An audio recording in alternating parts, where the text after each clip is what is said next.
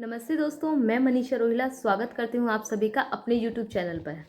दोस्तों, last video में मैंने आपको बताया था कि डाउन सिंड्रोम क्या होता है, ये कितनी तरह का होता है और इसके कारण क्या क्या हैं। उसी को कंटिन्यू करते हुए मैं आपको आगे बताने जा रही हूँ। उसमें कुछ कारण रह गए थे दोस्तों, जो मैं अभी आपको बताऊंगी। और जिन्होंने मेरी लास्ट वीडियो नहीं देखी है तो प्लीज़ नीचे डिस्क्रिप्शन में लिंक गिवन है, आप उसको पहले जाके देखिए, तभी आपको ये आगे की वीडियो समझ में आएगी। तो दोस्तों आगे स्टार्ट करते हैं। तो इसके जो पहले कारण मैंने आपको बताए थे कि एक तो जेनेटिक कारण, कि अगर मदर हिस्ट्री में या फिर फादर की हिस्ट्री में कभी किसी को कुछ ऐसी प्रॉब्लम हुई है तो उससे चांसेस हो जाते हैं डाउन सिंड्रोम बच्चा होने के। दूसरा जो दोस्तों कारण था कि वो अगर मदर की जो एज है कंसीव करने के टाइम थोड़ी ज़्यादा होती है तो उस सिचुएशन में भी जो डाउन सिंड्रोम बच्चा होने के चांसेस बहुत ज़्यादा हाई हो जाते हैं। तीसरा जो दोस्तों कारण है वो है स्ट्रेस का।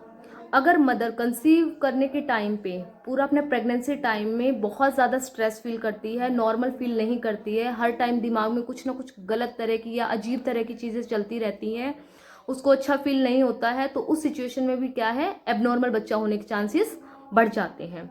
और जो एक लास्ट जो कारण है दोस्तों वो है मिस कैरेज का, कि अगर आपने पहले कंसीव किया हुआ है और उसके 2 महीने बाद या 3 महीने बाद या कभी भी बीच में अगर मिसकैरेज हो जाता है तो मिसकैरेज होने के तुरंत बाद नेक्स्ट बेबी के लिए प्लानिंग ना करें प्लीज़।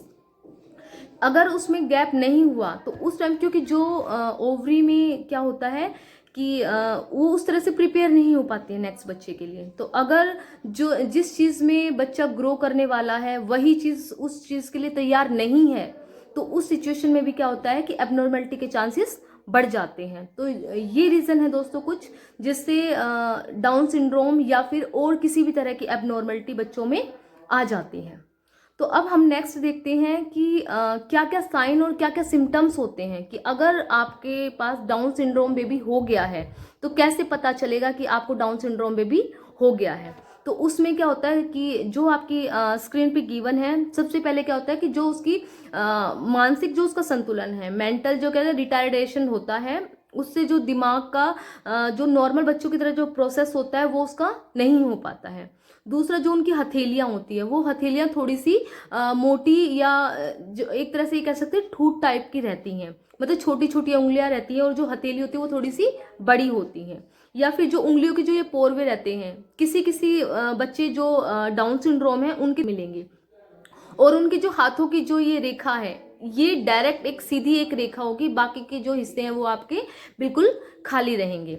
और जो नेक्स्ट है आपका कि जो उनका उनके अंदर जो प्रॉब्लम मिलेंगी, उनके अंदर हार्ट की डिजीज़ की प्रॉब्लम बहुत ज़्यादा मिलेंगी, कि हो सकता है उनको दिल की बीमारी हो सकता है उनको ल्यूकेमिया की प्रॉब्लम हो। ल्यूकेमिया मतलब जो ब्लड होता है उनका, उस ब्लड में कैंसर के चांसेस हो जाते हैं।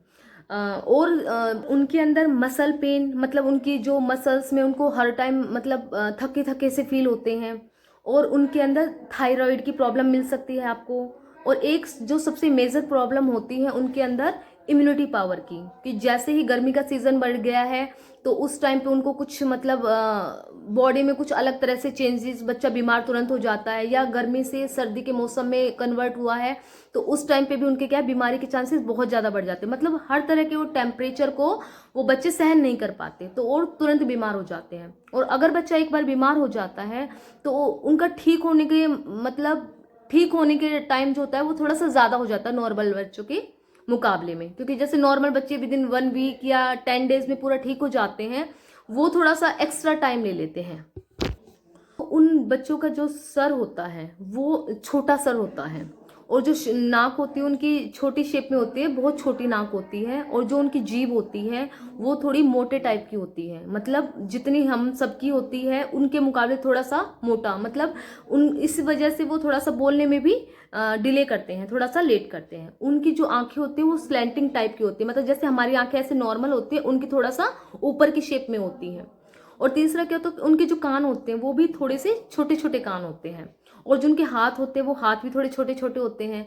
और एक तरह से ये कहा जाए कि जो उनका जो वोकेबलरी होती है बोलने की भी या समझने की भी, नॉर्मल बच्चों की कहा जाता है 82% से लेके 100% के बीच में उनका क्या होता है आईक्यू लेवल होता है। लेकिन इन बच्चों का जो लेवल होता है डाउन सिंड्रोम बच्चों का, वो 50% के बराबर होता है, मतलब उन और बच्चों के मुकाबले काफ़ी कम होता है। ऐसा नहीं है कि वो बच्चे मतलब सब एक जैसे होते हैं, सबका जो लेवल होता है वो अकॉर्डिंग टू उनके जितना आप उसमें इम्प्रूवमेंट कर सकते हैं। देखो इन बच्चों का क्या होता है, आप ये कह सकते हो कि आप किसी भी हॉस्पिटल में चले जाओ, इन बच्चों के जो अंदर देखो जो ब्लड में ही क्रोमोसोम है उनके अंदर, वो आप उनको निकाल नहीं सकते। तो किसी भी हॉस्पिटल में इसका इलाज नहीं है कि अगर कोई आपको ये कह दे कि आपके बच्चे को कंप्लीटली नॉर्मल जैसा वो बना देंगे, ऐसा पॉसिबल नहीं है। लेकिन हाँ, आप कुछ इम्प्रूवमेंट करके, कुछ अपनी तरफ से स्टेप्स करके या कोई ऐसी ऐसी चीज़ें करके बच्चों के अंदर इम्प्रूवमेंट कर सकते हैं। जैसे किस तरह का इम्प्रूवमेंट कर सकते हैं, आपका बच्चा किसी चीज़ को जो कर रहा है, आप देखो जब आपका बच्चा, जैसे हमारा नॉर्मल बच्चा होता है 2.5 साल का होता है तो हम उसको प्ले स्कूल में डाल देते हैं, तो बच्चा वहाँ से कुछ ना कुछ सीख के आता है। ऐसे ही आपको क्या करना है, आपका बच्चा जब 2.5 साल का या 3 साल का जैसे हो गया, अकॉर्डिंग टू बच्चे की कैपेबिलिटी, कि बच्चा उस चीज़ तक मतलब बैठना उठना चलना सीख गया है या नहीं, तो आपको इन बच्चों के लिए स्पेशल टाइप के स्कूल होते हैं, मतलब नॉर्मल स्कूल के बजाय स्पेशल टाइप के, जहाँ पे बच्चों की अलग अलग तरह की थेरेपी होती है। जैसे फिजियोथेरेपी हो गई है, या स्पीच थेरेपी हो गई है, या इनके अलग से मोटर एक्टिविटी, मतलब कई तरह की एक्टिविटीज़ हैं जो मैं आपको अपने नेक्स्ट वीडियो में बताऊंगी कि कौन कौन सी एक्टिविटीज़ हैं। आपको कुछ बच्चों की एक्टिविटीज़ जो कर रहे हैं उनकी मैं आपको वीडियोस आपको दिखाऊंगी। तो आपको क्या करना है कि इन बच्चों का इम्प्रूवमेंट कैसे कर सकते हैं, कि कोई चीज़ आप इनको बोल रहे हैं, क्योंकि इनके ना लॉन्ग टाइम के लिए जो इनकी मेमोरी होती है वो इतनी ज़्यादा शार्प नहीं होती है, शॉर्ट टाइम के लिए उस चीज़ को थोड़े तक वो याद रखते हैं। लेकिन किसी भी चीज़ को इम्प्रूवमेंट कराने के लिए उस चीज़ को बार बार उनको बोलना पड़ता है। कोई चीज़ जैसे आपने बोल दी, जैसे बच्चा खड़ा हो रहा है तो आपने उनको बार बार स्टैंड अप या सिट डाउन इस तरह का कुछ करके, या कोई भी एक्टिविटीज जो कर रहा है उसको आपको लॉन्ग टर्म के लिए करना है। तो आप बच्चे में, जैसे बच्चा अपने आप वो धीरे धीरे खाना खाना, मतलब एकदम से वो खाना खाना नहीं सीख सकता वो अपने आप, क्योंकि हाथ छोटे हैं उनको पकड़ने का तरीका नहीं पता होगा। तो कोई चीज़ आप छोटे फ्रूट से शुरुआत आप कर सकते हैं, कि जैसे आपने फ्रूट रख दिए तो बच्चा उस चीज़ को आपको मतलब उसके हाथ में दे दिया, तो बच्चा उसको मुंह में लेने की कोशिश कर रहा है या नहीं कर रहा है, तो आपको उस चीज़ को धीरे धीरे करके सिखाना पड़ेगा। तो अगर वो चीज़ आपको लंबे टाइम तक करनी है तो एक चीज़ को आपको लंबे टाइम तक कंटिन्यू कराना पड़ेगा, और आप घर में प्रैक्टिस कराने के साथ साथ आपको उनका स्कूल भी कंटिन्यूएशन में करना पड़ेगा। तो बच्चा जैसे और बच्चों को देख के ही उस चीज़ को करने की वो कोशिश करेगा।